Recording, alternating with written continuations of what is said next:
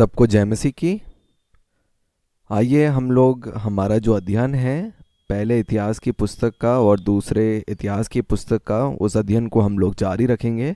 पिछली कक्षा में मैंने एक सामान्य परिचय दिया था इतिहास की पुस्तकों के बारे में। तो इस कक्षा में हम लोग जो है पहली इतिहास की पुस्तक का अध्ययन करेंगे और अगली कक्षा में हम दूसरे इतिहास की पुस्तक का हम लोग अध्ययन करेंगे। और अगर हम पहले इतिहास की पुस्तक के रूपरेखा के बारे में बात करें तो यहाँ पे कुल हम लोग 29 अध्याय पाते हैं इस पुस्तक में।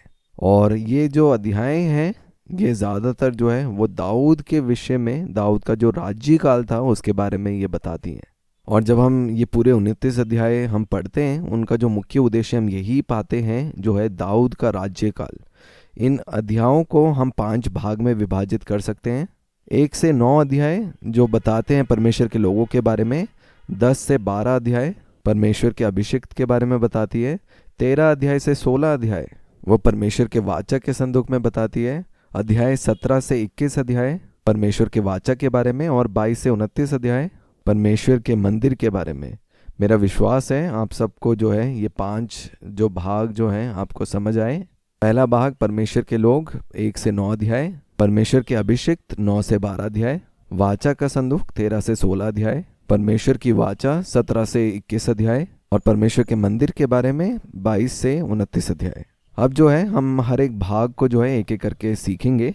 सबसे पहला भाग जो है वो 1 से 9 अध्याय है। इस पहले भाग में हम परमेश्वर के लोगों के बारे में हम जानते हैं और यहाँ पे हम वंशावली को पाते हैं जो यहोवा के परिवार से है। क्योंकि इस संसार में बहुत से लोग हैं, बहुत सी जातियाँ हैं, लेकिन जो चुने हुए लोग हैं उनके विषय में जो है हम यहाँ पे हम इन अध्यायों में हम पाते हैं। और ये जो परमेश्वर के चुने हुए लोग हैं इनका नाम जो है हम यहाँ पे वंशावली में भी पाते हैं। पहला अध्याय जो है वो आदम से शुरू होता है और वो नूह तक बताता है और अब्राहम के बारे में।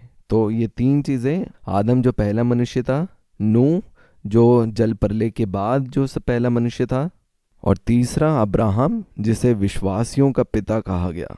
और जब हम नूह के जीवन के बारे में हम बात करते हैं, जल प्रलय के बाद जो है हम उसे 3 शाखाओं में बढ़ता हुआ देखते हैं।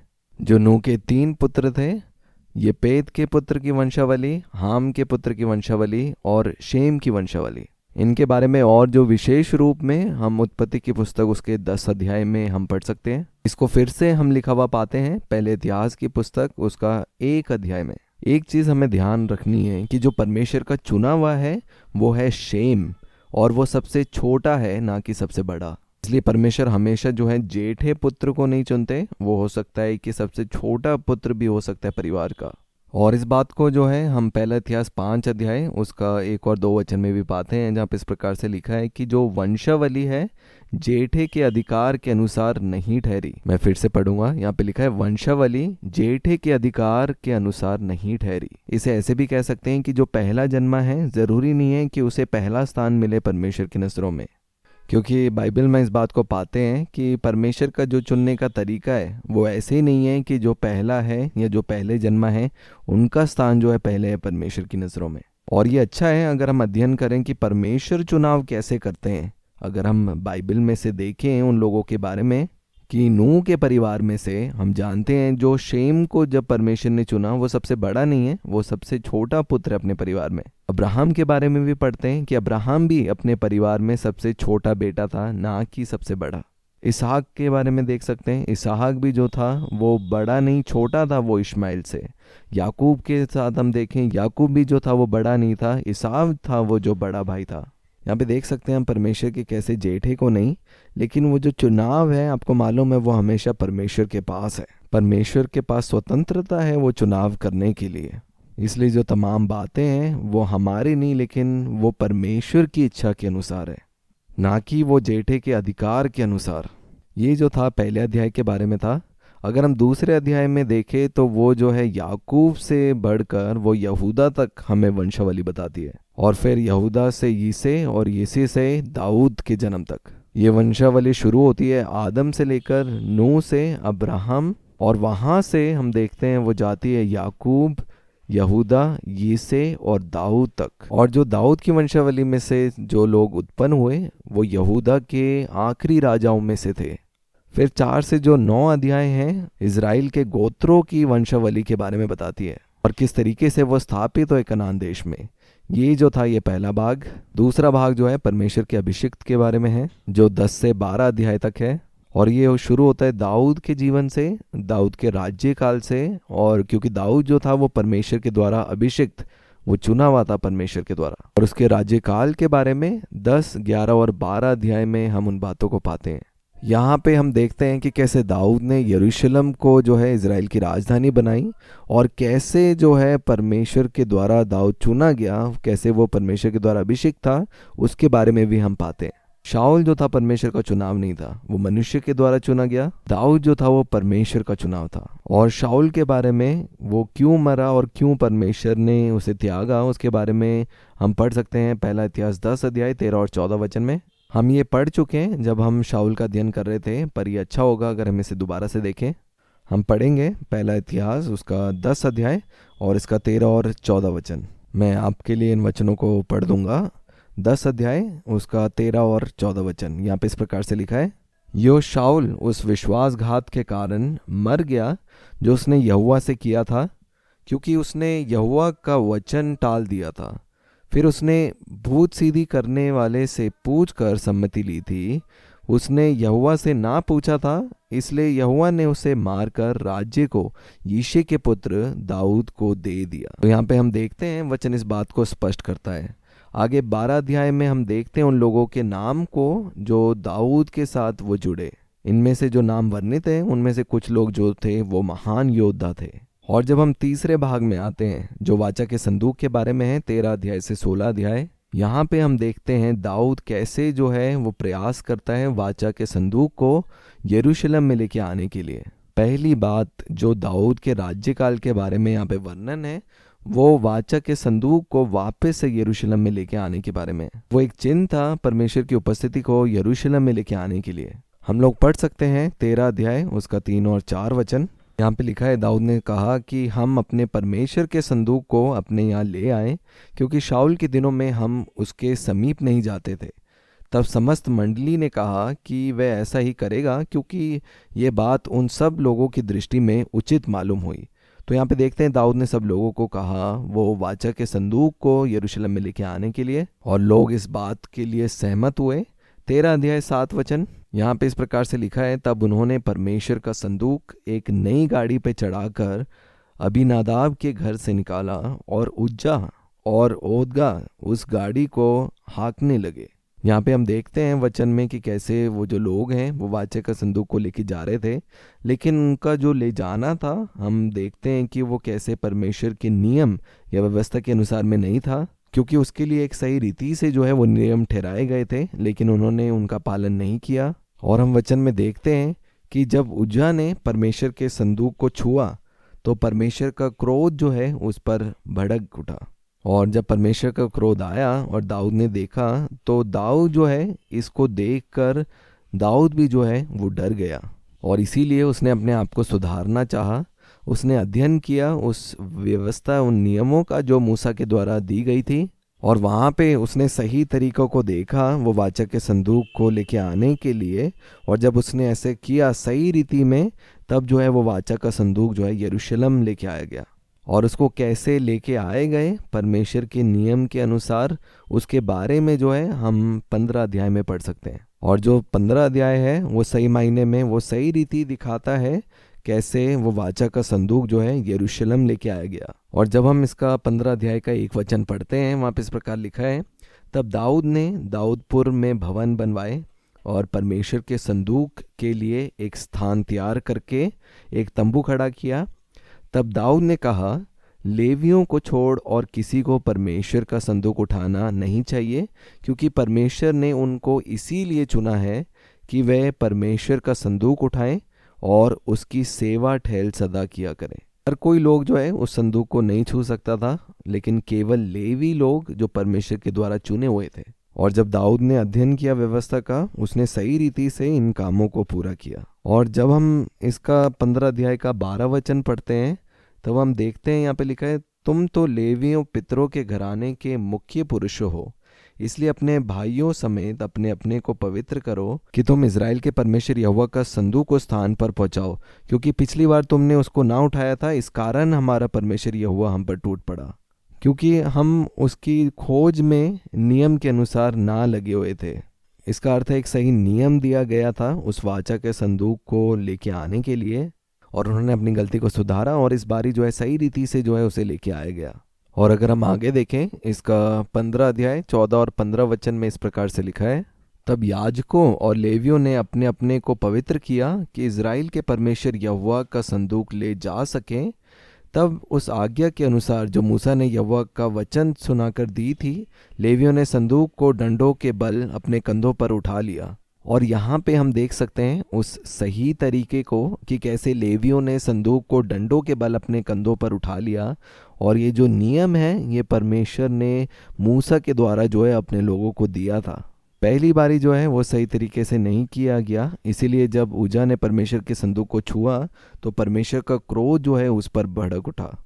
और हम देखते हैं जब दाऊद और समस्त इज़राइल उस वाचा के संदूक को यरूशलेम में लेके आए तो वो उत्साह के साथ, आनंद के साथ गीत गाते हुए, नाचते हुए उसे लेके आए। 16 अध्याय 1 वचन में इस प्रकार पाते हैं, तब परमेश्वर का संदूक ले आकर उस तंबू में रखा गया जो दाऊद ने उनके लिए खड़ा कराया था, और परमेश्वर के सामने होम बलि और मेल बलि चढ़ाई गई। जो 16 अध्याय है वो एक धन्यवाद की भेंट है, एक धन्यवाद का गीत है परमेश्वर के लिए। और ये जो भजन है दाऊद के द्वारा जो लिखा गया, ये परमेश्वर के उस दया दृष्टि को दिखाता है और वो परमेश्वर के अनुग्रह को वो दिखाता है, और इसे बहुत ही सुंदर तरीके से जो है वो दाऊद के द्वारा लिखा गया। जो चौथा भाग है, अब 17 से 21 अध्याय है, वो बताता है परमेश्वर के वाचा के बारे में। 17 से 21 अध्याय परमेश्वर के वाचा के बारे में, जो दाऊद के साथ जो वाचा बांधी थी।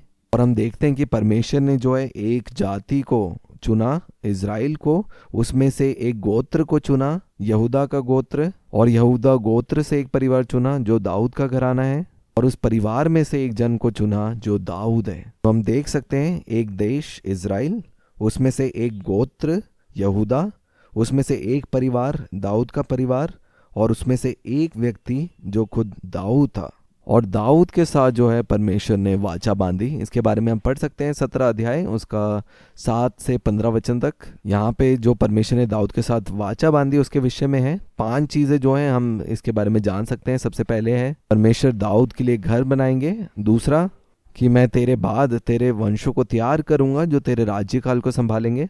और तीसरा जो तेरे राज्य को संभालेंगे वो तेरे ही निज पुत्र होंगे। और चौथा वो जो राज्य काल पे स्थापित होंगे मैं उनके राज्य को जो है मैं बनाए रखूंगा। 5वां उसका जो राज्य वो सदा के लिए बना रहेगा। 6ठा मैं उसे मेरे घर में मेरे राज्य में सदा के लिए स्थापित करूंगा। और 7वां उसका जो महान मुकुट है, जो सिंहासन है, वो सदा के लिए बना रहेगा। और जब आप इन 7 बातों का जब आप अध्ययन करेंगे, जो वाचा परमेश्वर ने दाऊद के साथ बांधी थी उनके वंश के लिए, आप देखेंगे सारी जो बातें हैं ये इशारा करेंगी यीशु मसीह के लिए जो आने वाला मसीहा था। और जो दाऊद के संतान के विषय में जो भविष्यवाणी की गई थी वो यीशु मसीह के आगमन के बारे में थी, कैसे उनका जो राज्य और जो सिंहासन है वो सदा के लिए बना रहेगा। और आगे जब हम 18 और 19-20 अध्याय देखते हैं, वहाँ पे ये जो वाचा बांधी थी उसके लागूकरण के बारे में हम देख सकते हैं कि कैसे जब दाऊद ने दोबारा से पाप किया, जो उसने गिनती करी लोगों की, 21 अध्याय में से हम पाते हैं।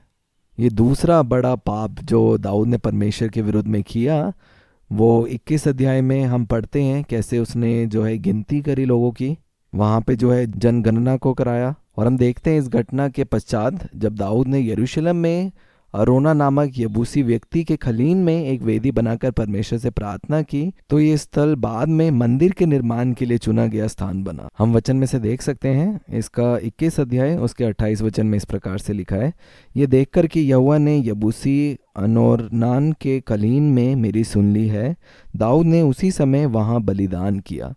और जब हम जोड़ते हैं दूसरा इतिहास 3 अध्याय और 1 वचन के साथ, यहाँ पे इस प्रकार से लिखा है, तब सुलेमान ने यरूशलेम में मोरैया नामक पहाड़ पर उसी स्थान में यहोवा का भवन बनाना आरंभ किया, जिसे उसके पिता दाऊद ने दर्शन पाकर यबूसी अनोरनान के खलीन में तैयार किया था। और यहाँ पे हम देख सकते हैं कि कैसे परमेश्वर ने दाऊद को क्षमा किया, और उस स्थान में जहाँ पे परमेश्वर को वेदी चढ़ाकर बलिदान किया दाऊद ने, उसी स्थान में बाद में जो है वो मंदिर का निर्माण हुआ। और इसके बाद जो आखिरी अध्याय है, अगर हम उसको देखेंगे, जो है 22 से 29 अध्याय, वहाँ पे परमेश्वर के मंदिर के विषय में हम पाते हैं कि कैसे परमेश्वर ने जो है दाऊद को वो मंदिर बनाने के लिए अनुमति नहीं दी। दाऊद चाहता था वो मंदिर परमेश्वर के बनाने के लिए, वो सुलेमान के द्वारा बनाया गया, लेकिन उसकी जो तैयारी जो है वो दाऊद के द्वारा शुरू की गई। 22 अध्याय में हम देखते हैं उन सामग्रियों को इकट्ठा करना जिनसे जो है मंदिर का निर्माण होना था। 23 अध्याय में हम देखते हैं वो लेवी लोगों की तैयारी जो मंदिर में सेवा करने के लिए थे, उनका चुनाव हुआ। और 24 अध्याय में वो याजक लोगों की तैयारी के विषय में है जो लोग मंदिर में सेवा करने थे।